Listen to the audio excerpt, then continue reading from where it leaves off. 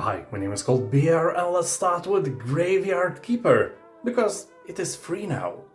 You can make candles from human fat, burn witches, and even sell mystery meat to the local tavern. Well, you and I, we both know that this is human flesh from corpses, but nobody else has to know, right? That is not a question, by the way. You know, you wouldn't want to visit a local tavern as a special guest. You know, I like you. Anyway, Graveyard Keeper is the most accurate medieval cemetery management sim of all time, because obviously there are no other medieval cemetery management games. You'll build and manage your own graveyard and expand into other ventures, while finding shortcuts to cut the costs. Use all the resources you can find. After all, this game is about the spirit of capitalism and doing whatever it takes to build a thriving business. If you have guts, try this game. If not, you can always harvest some from a fresh dead body.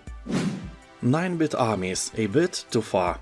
Most of us know the 8-bit RTS series, and this is the latest game in the franchise. In 9-bit Armies, you will rally your military forces across a variety of battlefields and act out your strategy over land, sea and air. Yeah, the holy trinity of every good RTS game. You will deploy your airborne soldiers, destroy bridges and aim your super weapons at your puny enemies. You can also join others online, playing together with your friends in co-op campaigns or against them in a mix of skirmishes supporting up to 8 players. The game is filled with various innovations like swimming infantry or sharks who can eat them, but the UI and whole setting looks and feels very close to Command & Conquer, so you will feel right at home here. 9-bit Armies will provide a bit better and smoother gameplay, better map layouts and medal system kinda similar to StarCraft 2 campaign achievements. You can download new maps and mods with full Steam Workshop integration and discover new ways to render all to burning bits and bytes. You can also upload your own mods and maps to share with friends and foes alike. Game also supports LAN PvP, so you can organize wild parties with your friends and keep your virginity safe like never before. Sherlock Holmes, The Devil's Daughter. This is an adventure with unique gameplay that blends investigation, action and exploration. It will test the limits of your nerves and intelligence. Yeah, this game is not for the faint of heart. The puzzles can be devilishly difficult, and the plot is full of twists and turns that will keep you guessing until the very end. You'll have to track down evil in the darkest corners of London while playing as the great detective and untangle a web of intrigue leading to the final stunning revelation about the evil that lurks in the city.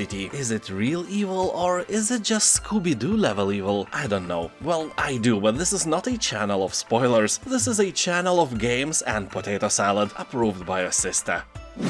Third Age of Wonders game. This franchise, along with the Heroes of Might and Magic, is one of the most beloved among turn-based strategy fans. Here you can choose 1 out of 6 classes and try to conquer and enslave the other 5. That won't be easy, except if you play on easy, then it will be easy. Here you'll find many unique and well-known skills and monsters, multiplayer mode, many races to choose your allies from, also level editing tools and countless unique scenarios you will make by yourself using random map generator. Although I must say that Age of Wonders is fun to play, but it doesn't feel very balanced. The game emphasizes warfare and exploration, but doesn't give you enough resources to actually do these things without waiting forever. You know that feeling in Heroes games where you just wanted to buy a black dragon, but you had no money, so you skipped several turns so you could finally afford it. But then Monday came, the population grew, and you felt short with your money again. Age of Wonders invokes the same feeling over and over again. Still a wonderful game.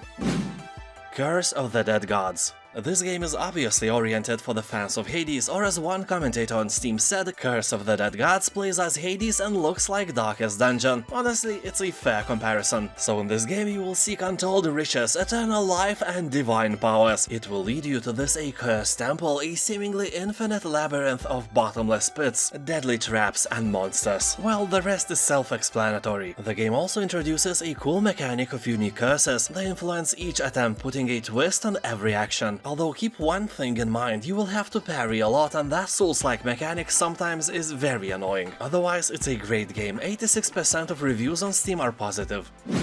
Dystopika.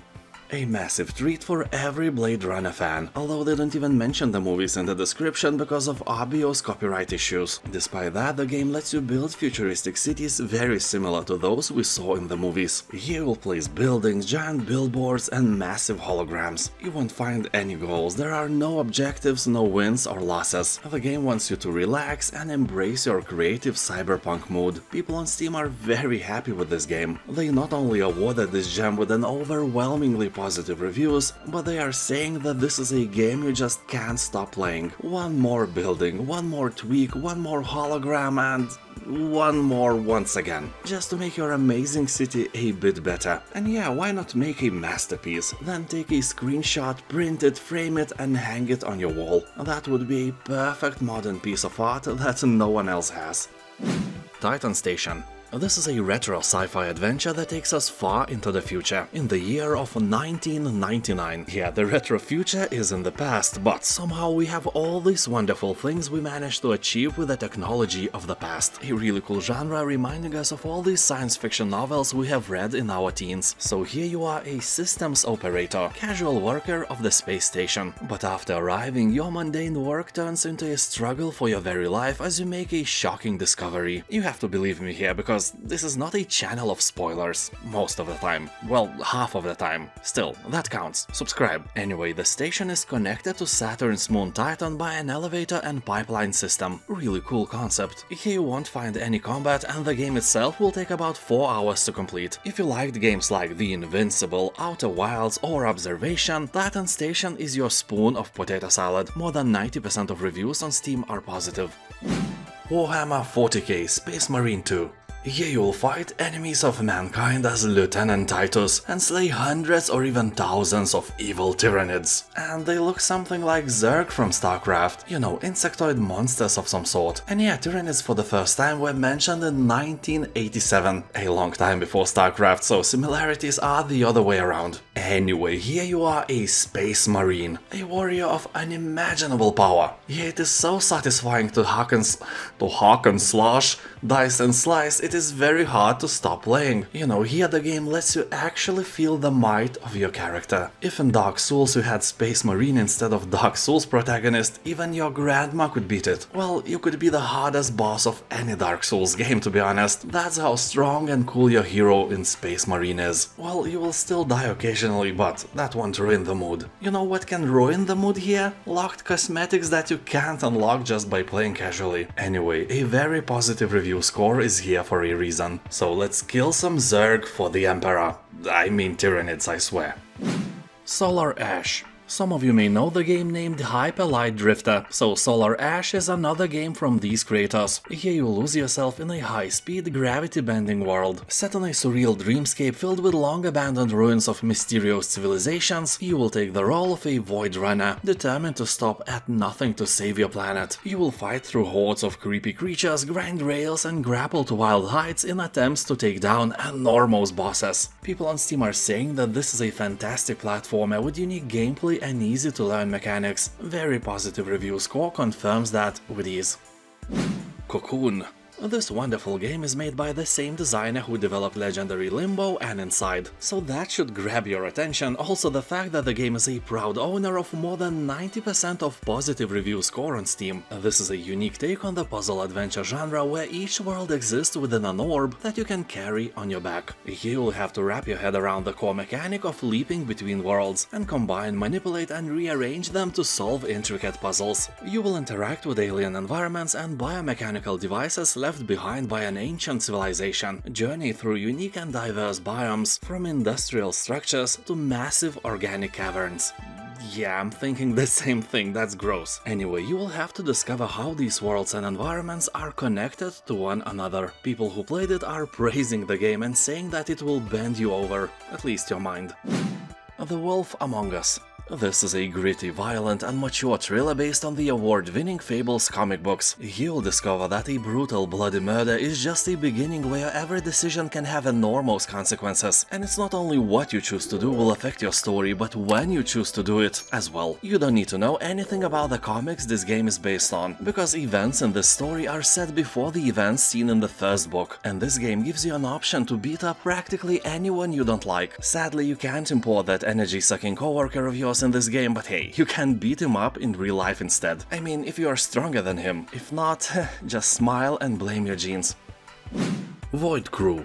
Here you will pilot the ship, man the turrets, perform emergency repairs, recharge the power cells, utilize space station weaponry, fabricate munitions, and exit the ship on extravehicular missions, be it patching the ship's hull or scavenging derelict wrecks. The game has a very positive review score on Steam and lets you explore the universe along with your buddies, or, you know, with your mother-in-law. Nobody loves you more, and you know it. People on Steam are saying that everyone has a job to do on the ship, and with every update, the game seems to be getting better and better. Also, Void Crew will break your friendships, but you know, it's worth it. You will find new friends. World is full of friends. Not yours though.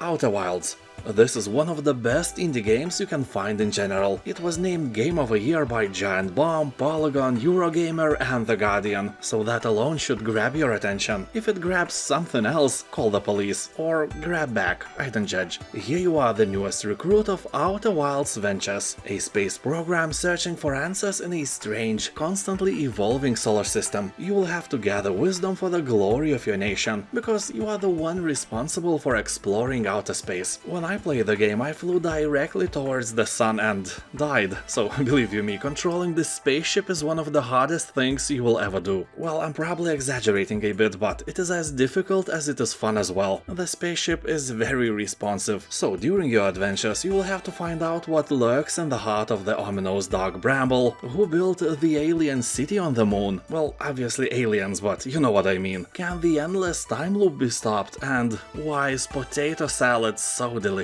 Answers await you in the most dangerous reaches of space. Game has overwhelmingly positive reviews on Steam, so you can't be wrong with this one.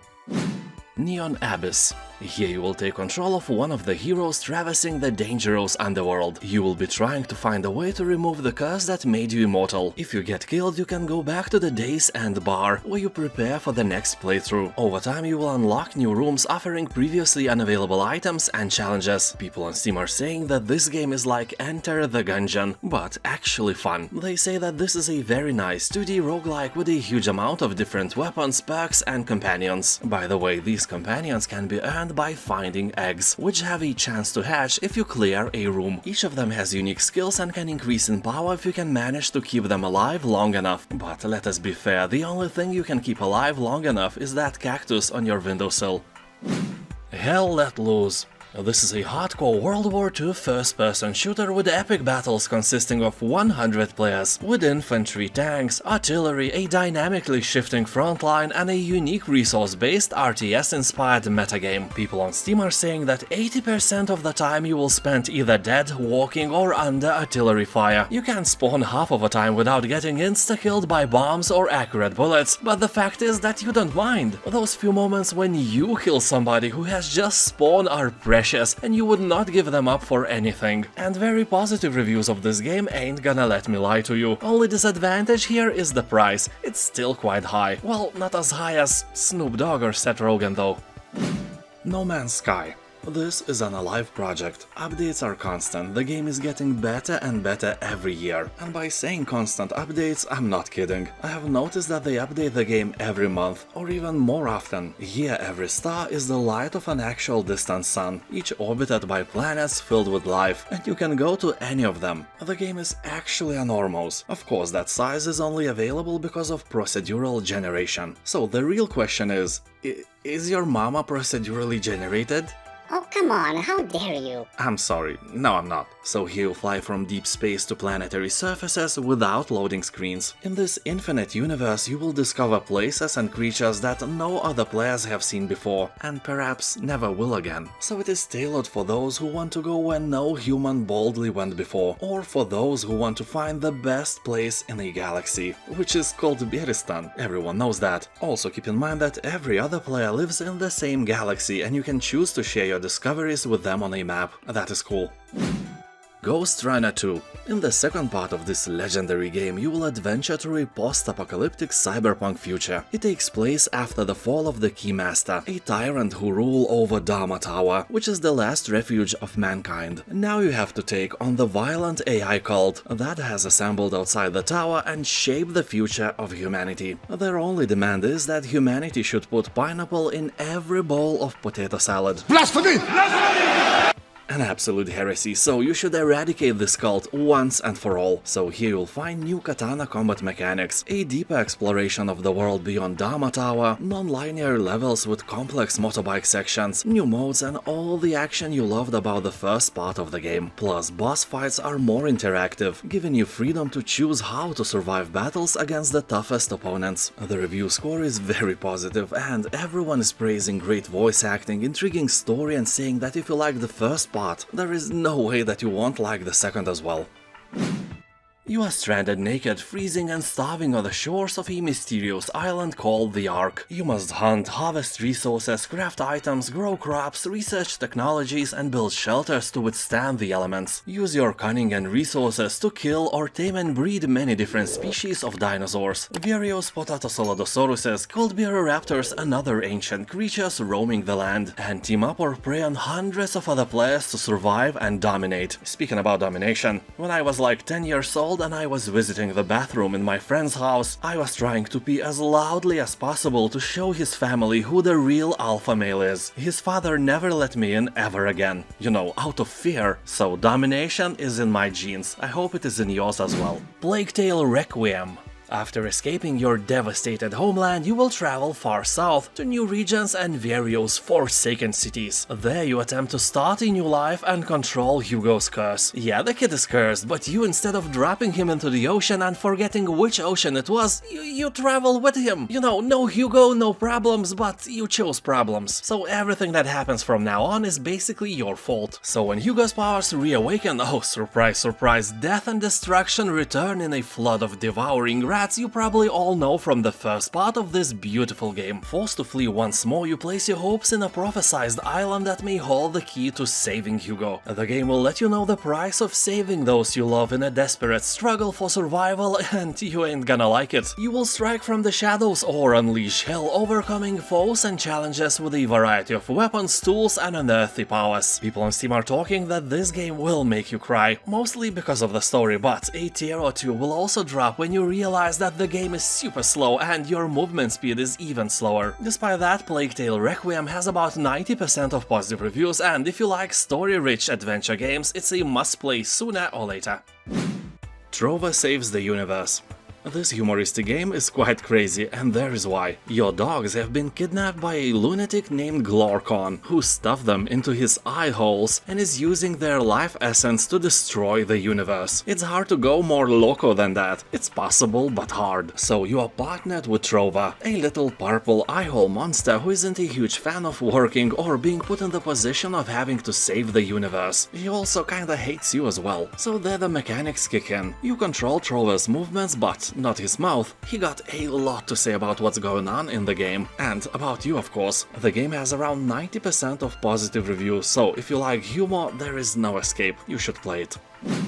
Dreamscaper. This is a beautiful action roguelite game. At first the gameplay is very easy. At least it was when I played the game. I felt no bigger challenge and all the creatures died from my mighty swings without any problems. I was like, hey, I'm really good at this game. The challenge began when I finally met the first boss, and the fight was great, like 10 out of 10 great, and also it was the strongest aspect of this game. But I was kinda surprised that the more I played, the more Souls-like the game got. Easy peasy beginning was a trap. Actually, Dreamscaper is very unforgiving and difficult. I wouldn't mind, but most of the weapons here are slow, you know, like your sister. I felt like I was swinging them through the water or something, and you have to make perfectly timed attacks for critical hits. That is a hard thing to do with slowpoke weapons, but if this isn't a problem for you, then it may be the game for you. It has great art design, visuals, puzzles, and the gameplay is really fun. And now thank you for watching, have a nice day, and don't forget to subscribe.